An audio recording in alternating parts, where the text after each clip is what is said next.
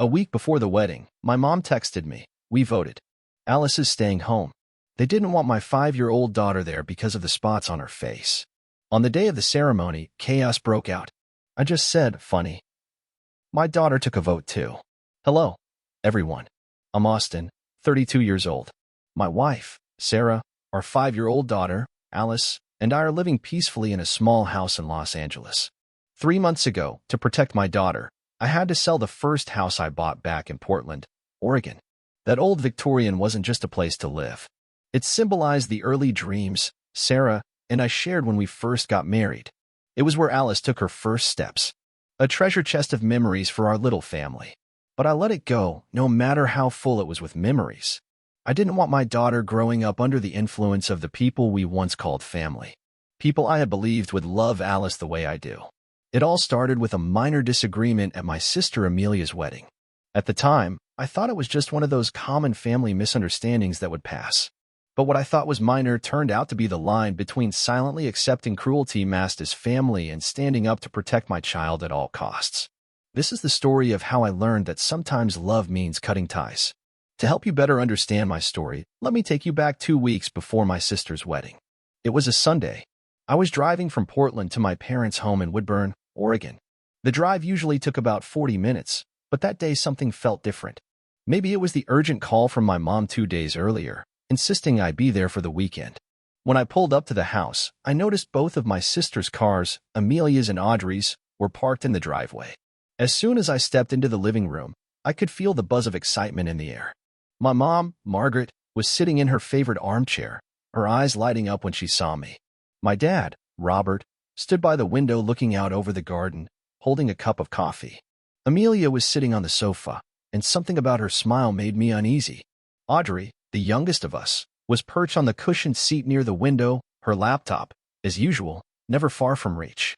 The moment I walked in, Amelia jumped up with a bright smile and announced to everyone, "Now that Austin's here, I can finally share the good news." Right then, I knew this was going to be about Amelia. With visible excitement, she took a deep breath and told us, "David and I are getting married in 2 weeks. We've planned a big wedding." The living room instantly burst into applause and congratulations. My mom got up and hugged Amelia tightly. My dad nodded with approval and smiled. Even Audrey closed her laptop to celebrate her sister's announcement. Once the excitement had settled, Amelia turned to me with expectant eyes and said, "Austin, there's something I'd like to ask you." A chill ran down my spine. I'd learned over the years that whenever Amelia started a sentence with, "I'd like to ask you something," it usually meant something complicated was coming. I looked at her and asked cautiously, "What is it?" She sat beside me on the sofa, her tone shifting to something more serious. "I know Michael, your best friend, owns the Golden Oak, one of the top 5-star restaurants in Portland. David and I want to have our wedding reception there." I nodded slowly, waiting for the other shoe to drop.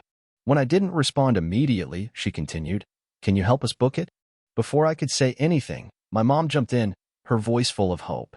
"Austin, this is your chance to help the family. I'm sure Michael would do it for you." My dad nodded in agreement. "You two are such close friends. I'm sure he'd give the family a discount, right, Austin?" That's when I began to understand what was being asked. This wasn't just about helping them book the venue. They were expecting me to leverage my friendship with Michael for special treatment. Amelia looked at me with pleading eyes and added, "I heard those places offer discounts for family and friends. Maybe 30% isn't too much to ask from Michael." I felt pressure from all sides. My parents were looking at me with hopeful expressions. Amelia was glowing with wedding excitement, and even Audrey, though quiet until now, followed the conversation. She finally spoke up to support her sister. "Come on, Austin. Michael's your best friend. I'm sure he'll be happy to help the family." In that living room, I felt like I was being pulled into something I wasn't entirely comfortable with. Michael and I had been close since college and had over a decade of solid friendship.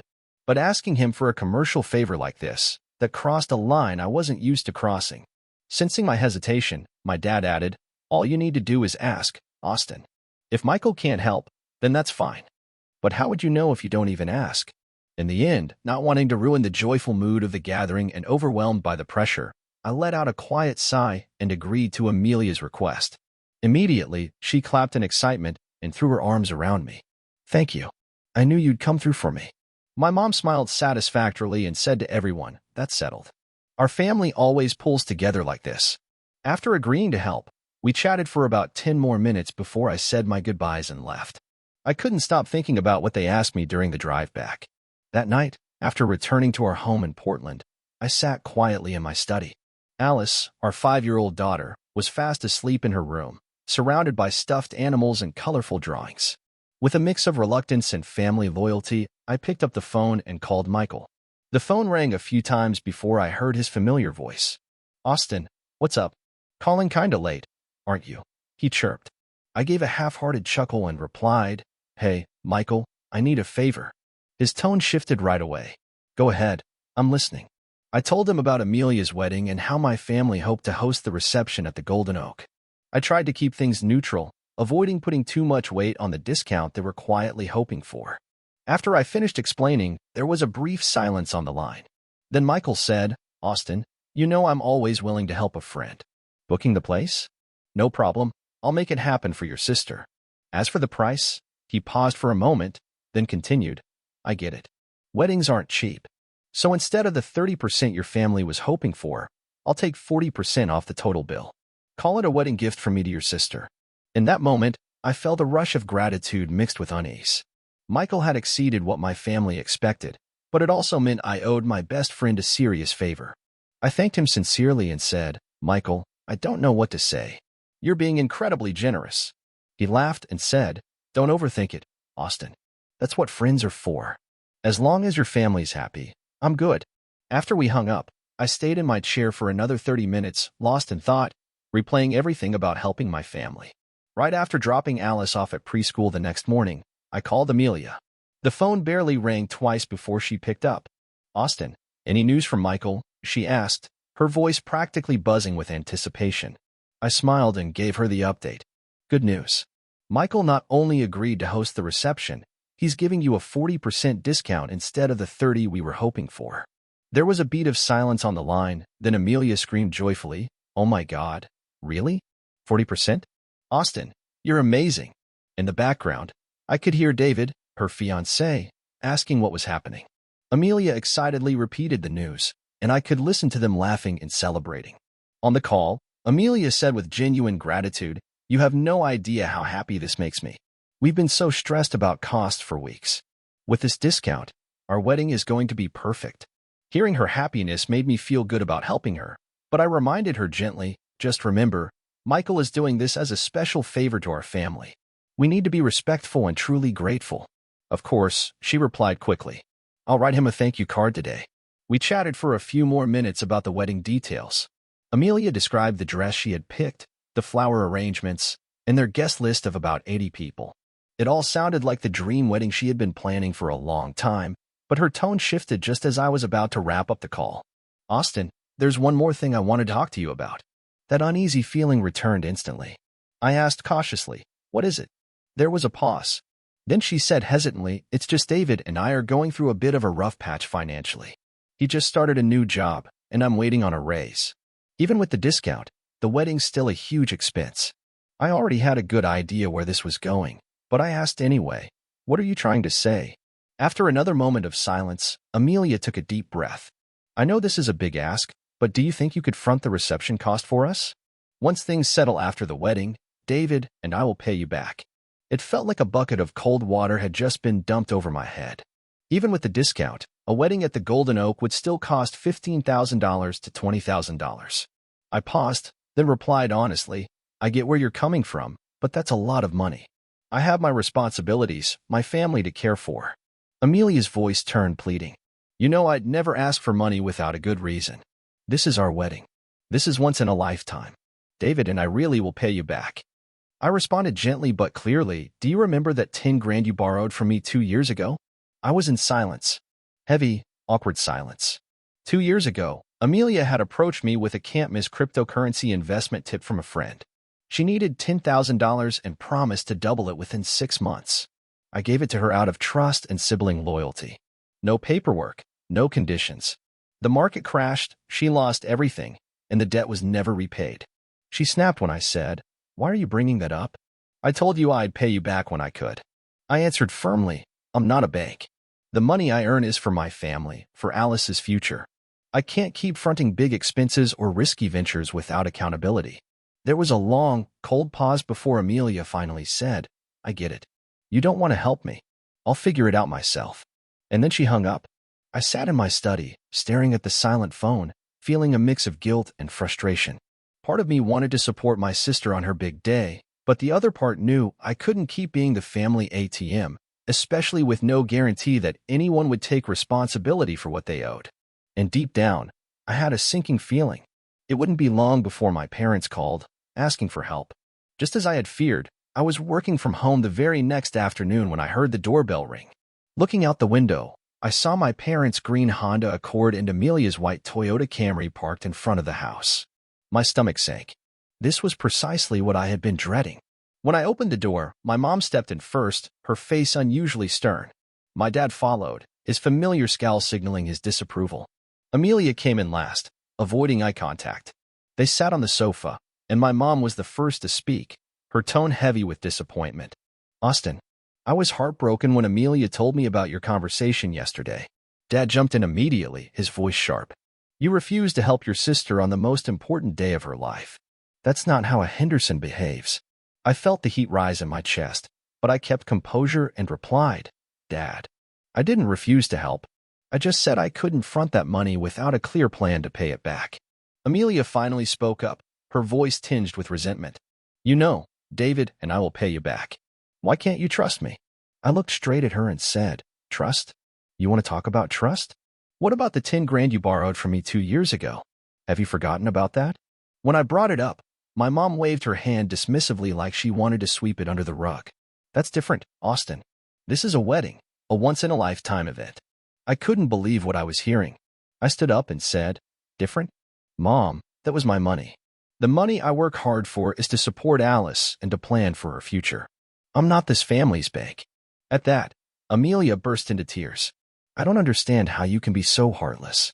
It's my wedding. Just this one time. My mom rushed to comfort her, giving me a disapproving look.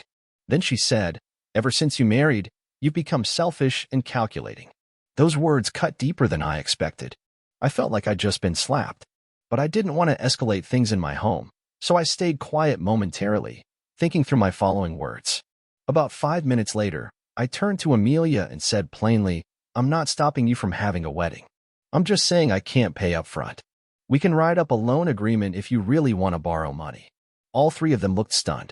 My mom stared at me like I had just said something unforgivable. A loan agreement? Are you serious? What kind of family writes loan agreements? I stood my ground. What kind of family keeps borrowing money and never pays it back? If Amelia truly plans to repay me, what's the problem with putting it in writing? Dad shook his head, clearly disappointed. You've lost all sense of family, Austin. I don't even recognize my son anymore. That hit me like a punch. I sat down, completely drained.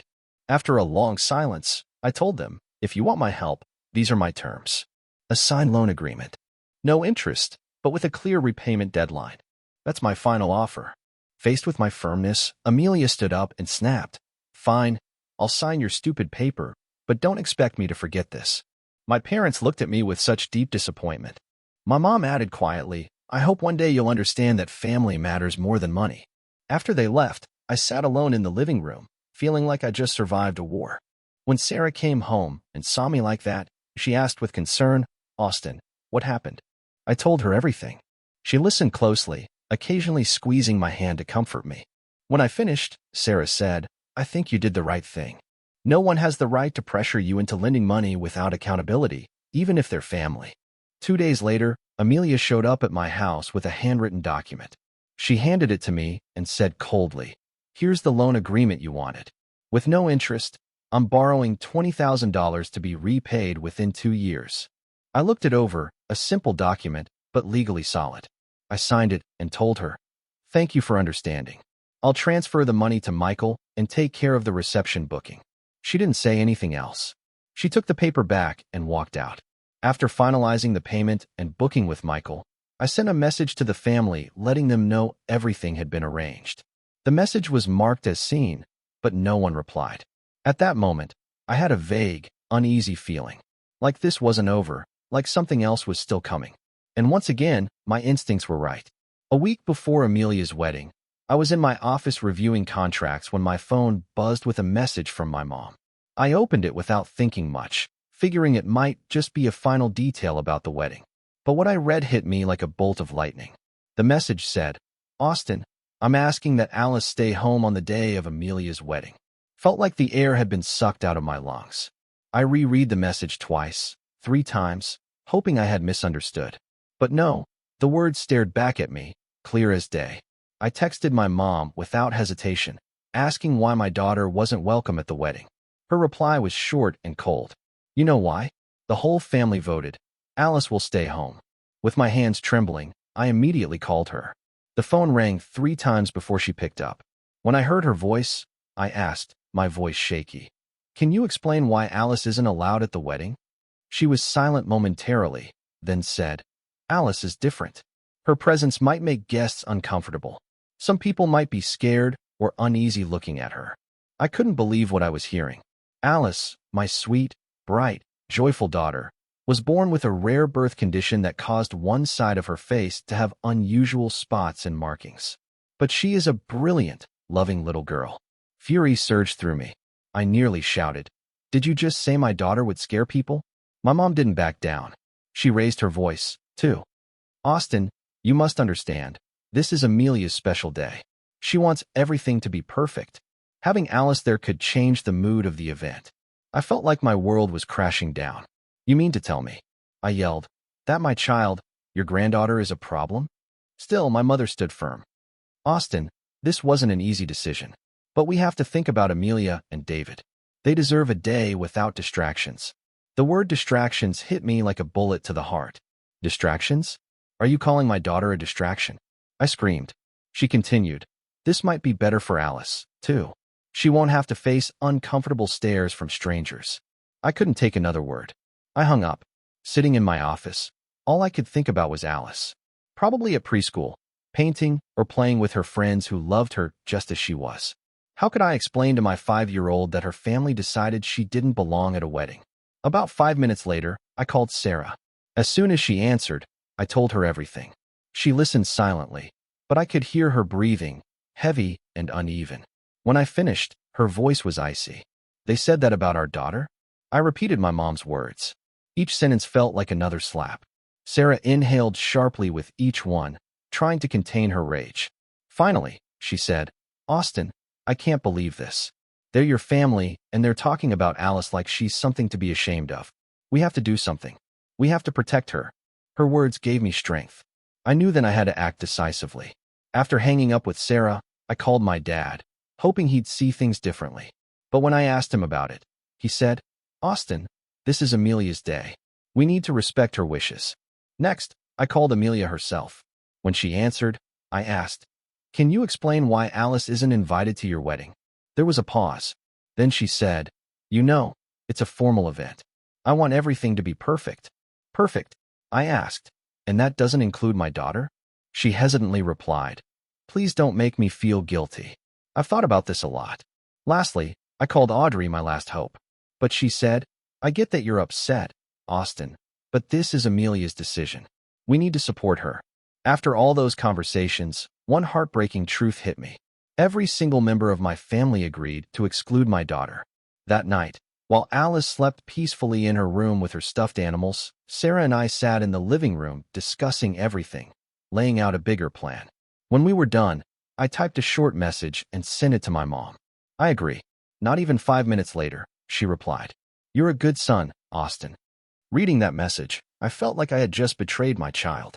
But I knew I had made a decision that was going to change everything. Forever. Saturday morning, the day of Amelia's wedding, around 10 o'clock, we were soaking in the sun on Wailoa Beach in Maui. Alice was near the shoreline, building a sandcastle, her laughter ringing out and blending with the gentle sound of the waves. Sarah lay beside me on a lounge chair, her sunglasses hiding her eyes as she gazed at the endless blue ocean. We had arrived in Hawaii the day before, after a long night of final conversations and one firm decision. Alice didn't know anything about being banned from the wedding. To her, this was just a surprise trip with Mom and Dad, something magical and spontaneous. As I enjoyed the warm sand beneath my feet and the soft Hawaiian sunlight, my phone started blaring from the beach back. Mom flashed on the screen. I knew this call was coming. I picked up, already braced, before I could speak. Her voice exploded through the speaker. So loud, I had to pull the phone away from my ear. What did you do to Amelia's wedding? I looked at the ComC and replied calmly, I didn't do anything. I just canceled the reception. Her voice cracked with rage. Why would you do that? There are 80 guests here. Amelia's in tears. I stood up, walking a few steps away so Alice wouldn't hear. Then I said, clearly and without hesitation, my daughter took a vote, so the wedding's off. And with that, I ended the call. I powered down my phone entirely. I knew the calls would come from my mom, Amelia, and every corner of the family, but I didn't need to hear any of it. A few seconds later, I returned to the lounge chair, not feeling regretful, watching Alice laugh under the Hawaiian sun. I knew this was where she truly belonged, somewhere she was welcomed, loved, and seen, not hidden away like something to be ashamed of.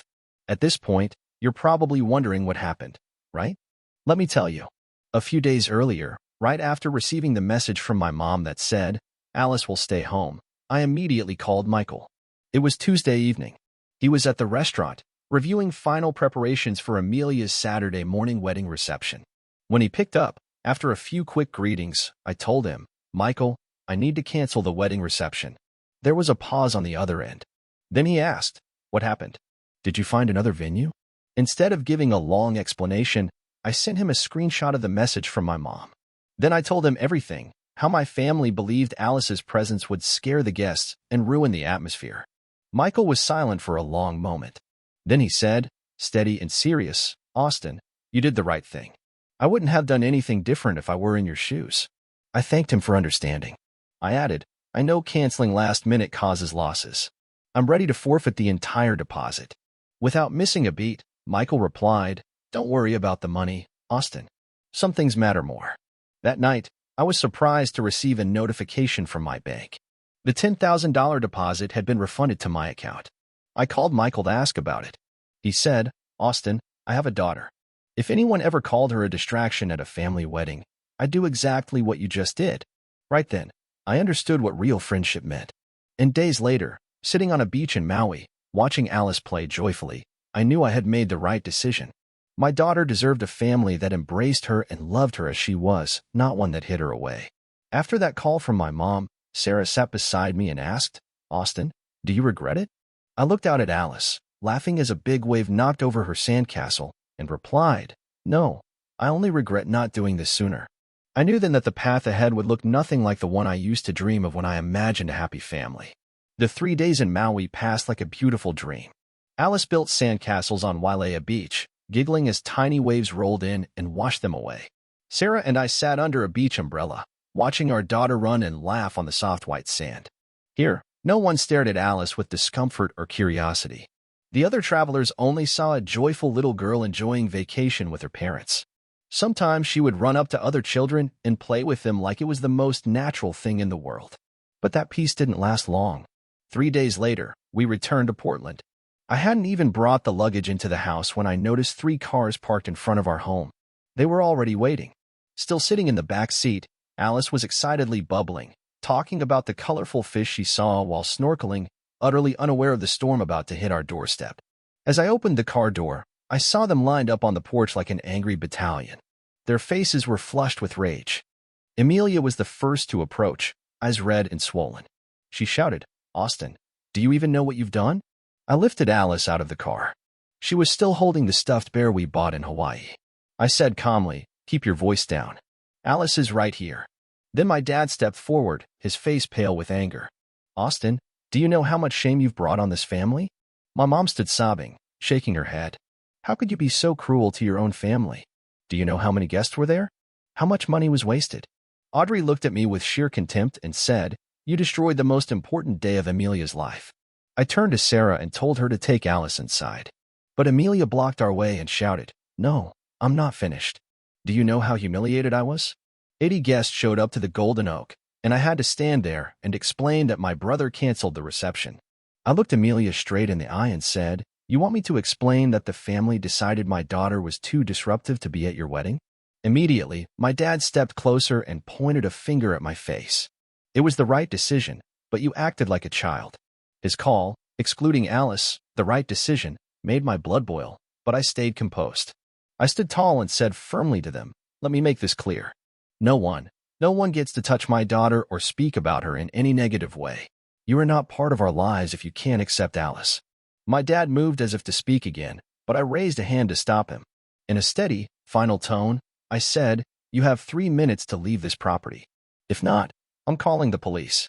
Seeing my resolve, my dad sneered, "Calling the cops on your own family? You've lost your mind." Without another word, I pulled out my phone and began dialing 911. That was enough. They turned and left. 2 days after my family left my house in a storm of shouting and confrontation, I sat alone in my home office with a final decision. I opened my phone and drafted a message to Amelia. Every word was carefully chosen, void of emotion, just plain, hard truth. You have 30 days to repay the $10,000 borrowed at the end of 2022. If you fail, I will involve legal counsel, and you will be responsible for all associated legal fees. After hitting send, I felt a weight lift off my shoulders, a burden I didn't even fully realize I'd been carrying. That same day, I scheduled a meeting with my company's CEO to request a transfer to the new branch in Los Angeles, almost 900 miles from Portland. When I finished my proposal, Mr. Martin, the CEO, nodded in understanding and said, "Austin, we've been looking for someone experienced to lead the LA team. How soon can you start?" I responded without hesitation, "As soon as possible, sir." 3 days later, I received the official transfer email. The moment it hit my inbox, I contacted a real estate agent.